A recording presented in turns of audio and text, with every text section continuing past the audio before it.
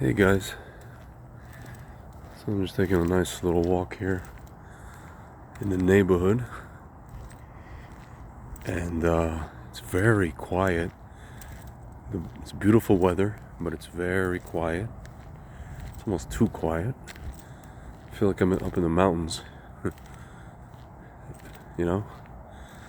And just thinking about what could possibly be happening right now under the surface, because there is something happening under the surface. You can be sure of it, because all these evil fruitcakes are very quiet. They've gone radio silence, with the exception of, Kamala, who came out to speak, and full of sound and fury, signifying nothing. Not really much fury, but signifying nothing. Because as we know, she's a hollow ghoul, if that makes any sense. If the terminology makes any sense. But they're cooking something. Either they're cooking something, one final caca, or they are, or basically maybe Trump somehow telegraphed to them or communicated to them in an indirect or maybe even a direct way, said to them, listen guys, I have all the dirt on you. I have all the evidence I need from 4 years ago and from other times and other places, and from the election, from not the election, from this island and that party, and from years ago. So listen guys, I really don't want to do this, because this is going to be bad for the country, just like arresting Hillary would have been bad for the country. He even said this. He's like, I wanted to do it, and somebody else wanted me to do it, and I said no, because it would be bad for the country. And he probably said to these people, guys, do you really want to drag the country through this? And then we're going to have to heal again, Why don't you just take your foot off the gas, You've tried this, that, and the other. Clearly it's not working. Clearly God has saved me. Clearly you guys are not meant to win, And so, come on, let's relax. Let's just, I'm not going to be a dictator. Yeah, there are some people that are going to have to go to jail, but I'll spare most of you. I'll give most of you amnesty. Just stop. Just stop with the lies. Stop with the smear campaigns. Just say, okay, yeah, you guys could say whatever you want. You can give your concession speeches. Say, we respect peaceful transfer of power. You can make me look like, I was petulant. Okay, whatever. But, just stop. That could be one scenario. The other scenario, like I said before, is they could be cooking something up, under the surface.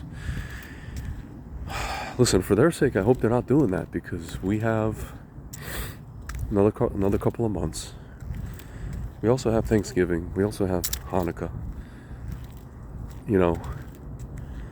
If they are cooking something up, then after his inauguration, you have a couple months after that, you have Purim.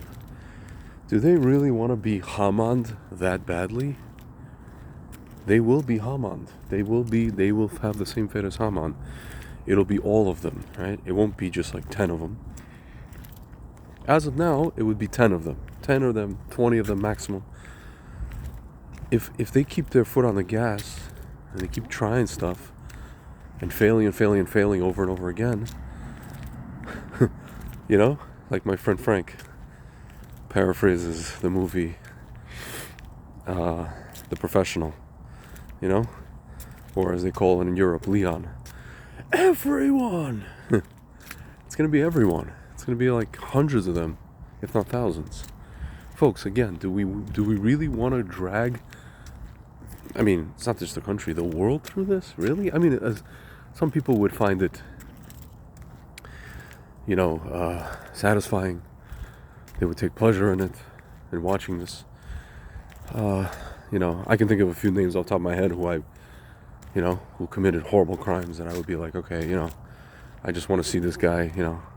Even so, it's like, Rabbi Manis Friedman says, the world doesn't really have a taste for, or the Western world, the civilized world, doesn't really have a taste for blood anymore. We don't, Even when we see people, it's like what's his name? Bannon. Forget his first name. Steve Bannon. He said today, guys, President Trump is very merciful, more merciful than they say he is, than they think, and he will give them clemency, but we are not President Trump. We are not like him.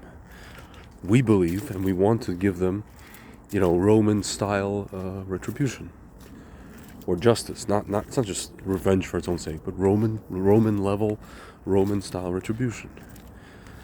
Because he said, he's like, we're not President Trump. President Trump doesn't want to drag the country through this embarrassment, or just not just embarrassment, just negativity and all this kind of stuff.